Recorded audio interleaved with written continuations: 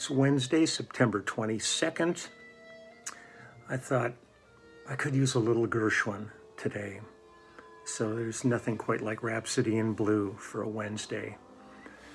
Been kind of busy already, taking care of the puppies, did a cameo in about a half hour. I have a Zoom meeting regarding my upcoming release of my digital NFTs, which is going to be really a fun adventure that I'm looking forward to. And it's a world that I've never understood, but finally I'm getting my mind wrapped around it. But I thought today I would just maybe just reflect on a couple of stories. And because we have our clubhouse meeting today, and I'm really excited about that. I always enjoy that so much. So that's going to be at 3 p.m. Pacific time this afternoon for all you clubhouse members that can be there. I'm so looking forward to it.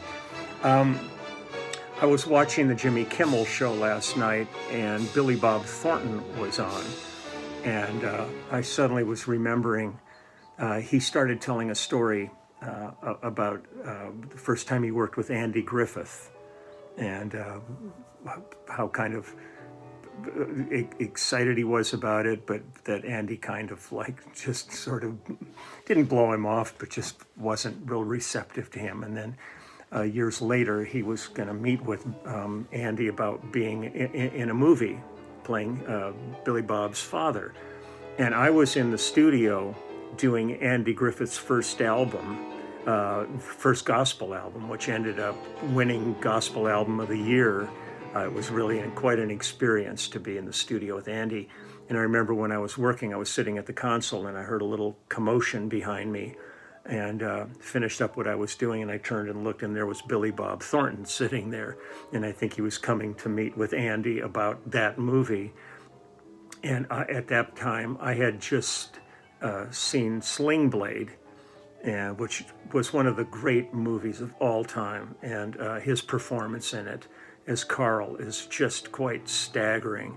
And I just turned around and looked at him, and I just got out of my chair, went over, hugged him. I said, dude, if you never do anything again, you've done it.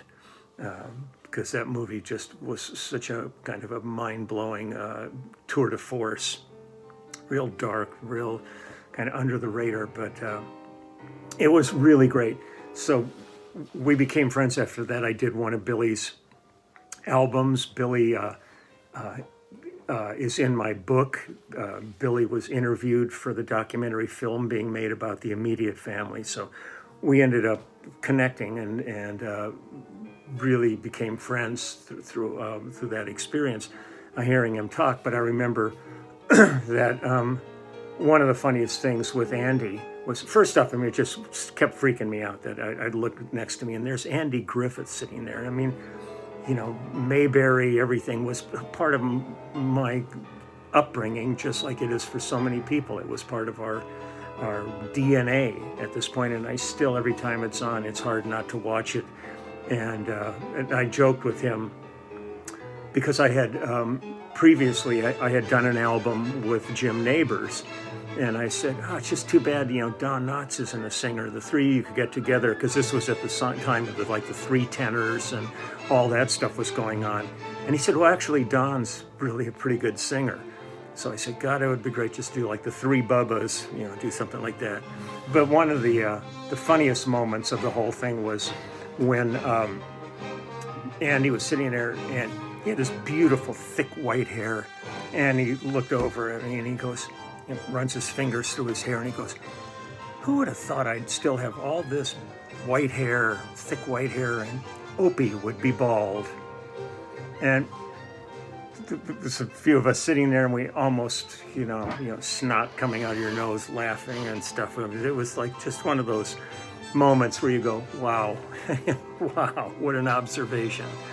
And after that, we had finished that and I got home, like a week later. I came into my house and my answering machine, the light was flickering on it.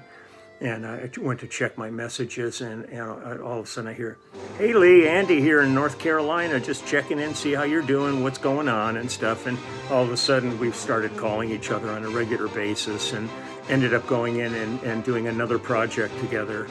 And it's always weird when these things like this happen in your life, and somebody who was so iconic and really had an impact on many levels on your life, unbeknownst to you, but they did.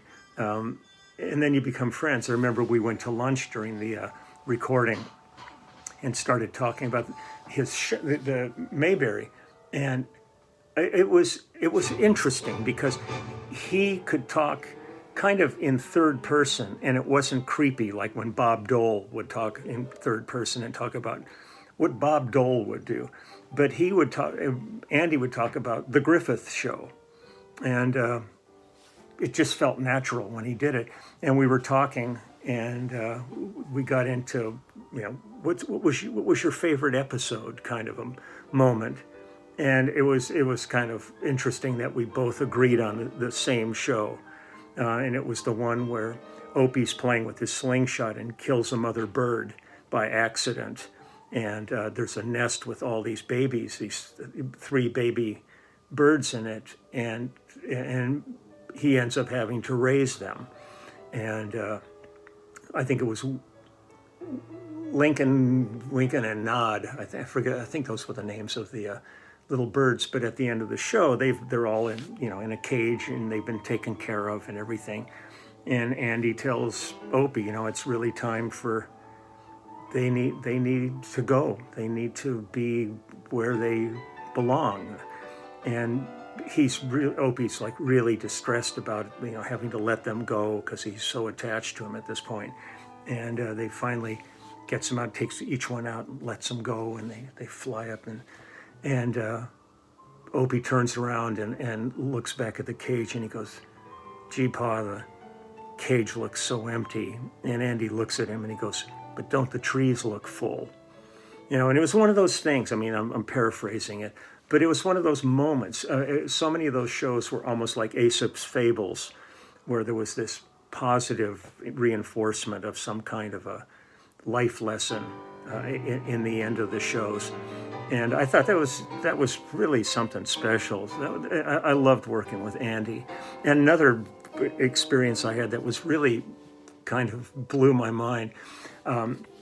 Debbie Reynolds used to have a dance studio in North Hollywood, California. It was a big rehearsal facility. They did a lot of dance rehearsing productions and stuff, but they rented it out for pretty much anything. And some friends of mine were going to, hold on one sec here. Some friends of mine were going to be doing a showcase, and they called me and they said, "Man, can you come down? We want to fill, the place, get as many people in as we can," because they had some record company people coming down and managerial people that they wanted to impress. And, so an empty room isn't impressive, but getting all the people in there to kind of be enthusiastic and pump it all up can help. So I said, "Yeah, sure, I'd be happy to come down and do it." So I head down there, get there. And of course, I was the guy that didn't get the phone call that the thing was canceled. So I show up, and there's this big empty room down there. But while I'm kind of just going, "Oh, crap, this is not what I needed," there's an old guy standing at the counter, kind of yelling at the girl behind the counter, going, "Where the hell's my cab?" And I look over there, and she's going, I called. I don't know what's going on, why they're not here yet." And he's standing there, and he's got a cane. For anybody who ever saw Prizzi's Honor, the movie Prizzi's Honor, there was a character. He was the Don in it, and he was played by actor William Hickey.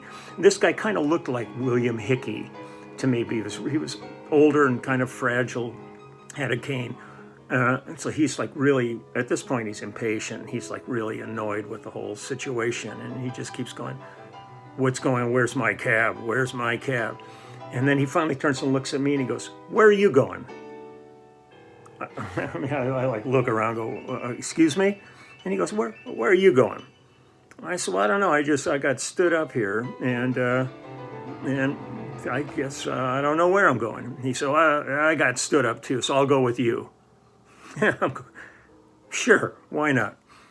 So we go out to my old pickup truck, and he's walking real slow with a cane, and I open the door, help him in, fasten his seatbelt, and I get in. And I go, so where do you want to go? He goes, take me to the Hollywood Roosevelt Hotel. And I go, okay, I didn't need to be going to Hollywood, but what the hell? Let's go for it. And we start driving down Lankershim Boulevard, heading down towards Hollywood. And I figure, I'm going to be with this guy for a little while here, and I should. So I introduce myself. I said, hello, my name's Lee.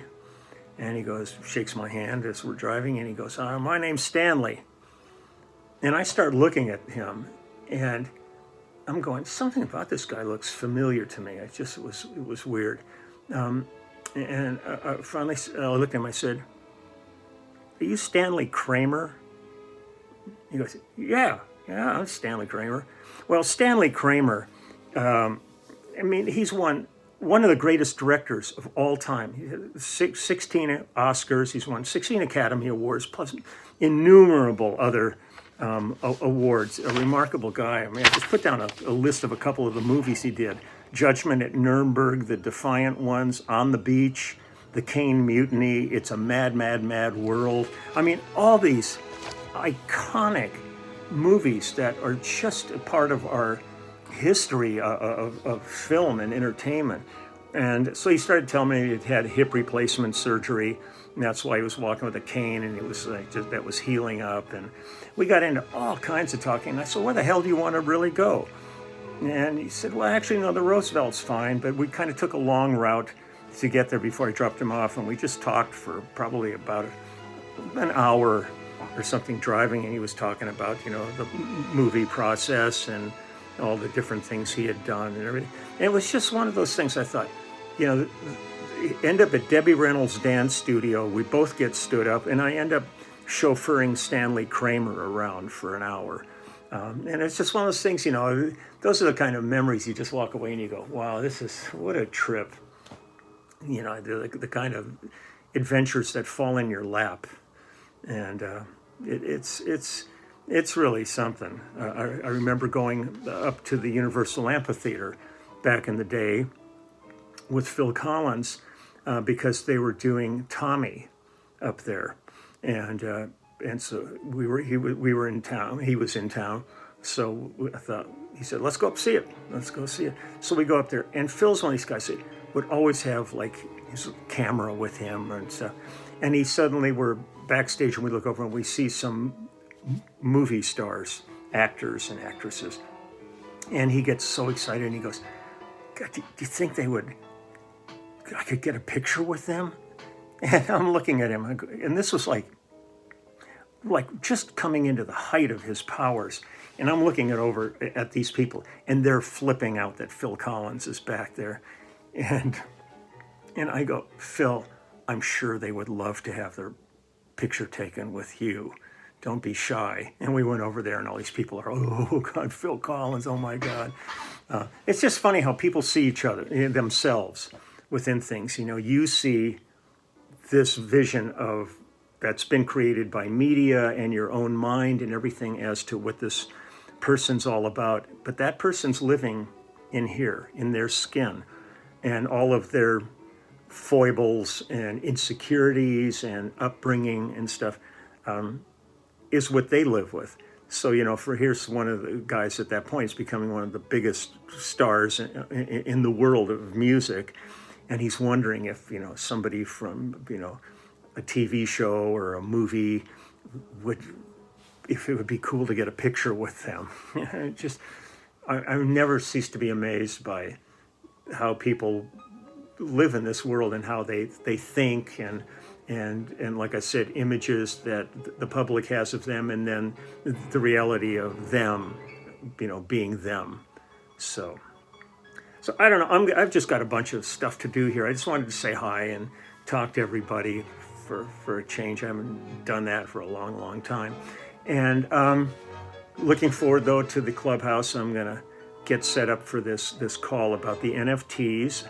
I am going to, once again, I was just watching the news this morning, early this morning, and they were interviewing like a 24-year-old father who didn't believe COVID was real and refused to get vaccinated.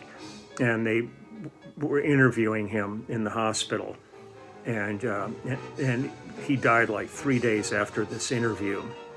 But just talking about how stupid and foolish he was to, be reading all this crazy stuff on the internet and stuff and thinking this was all a hoax. And there he was, right after he had oxygen stuff on, but right after this, he had to be intubated and then passed away after that. And he said, "Don't take care of yourselves." He